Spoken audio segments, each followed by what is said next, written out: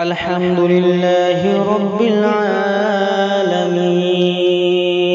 الرحمن الرحيم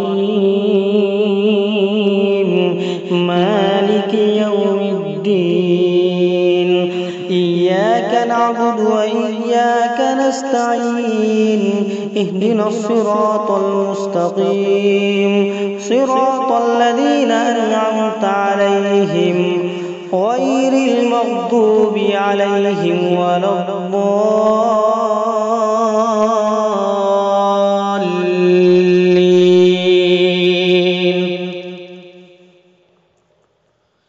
ياسين والقرآن الحكيم إنك لمن المرسلين على صراط مستقيم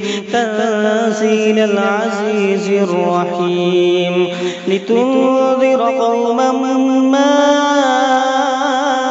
أنذر آباؤهم فهم غافلون لقد حق القول على أكثرهم فهم لا يؤمنون إنا جعلنا في أعناقهم أغلالا فهي إلى الأذقان فهم مقمحون وجعلنا من بين أيديهم سدا ومن خلفهم سدا فأغشيناهم فهم لا يبصرون وسواء عليهم أأنذرتهم أم لم تنذرهم لا يؤمنون إنما تنذر من اتبع الذكر وخشي الرحمن بالغيب فبشره بمغفرة وأجر كريم إنا نحن نحيي الموتى ونكتب ما قدموا وآثارهم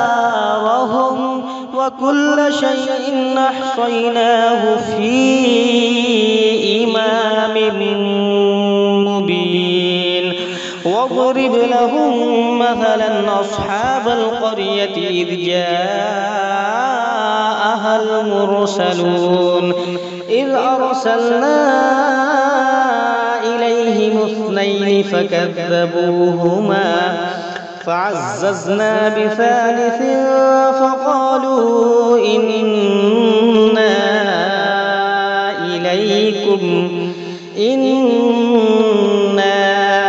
إليكم مرسلون قالوا ما أنتم إلا بشر مثلنا وما أنزل الرحمن من شيء إن أنتم إلا تكذبون قالوا ربنا يعلم إنا إليكم لمرسلون وما علينا إلا البلاغ المبين قالوا إنا تطيرنا بكم لئن لم تنتهوا لنرجمنكم وليمسنكم منا عذاب أليم قالوا طائركم معكم أئن ذكرتم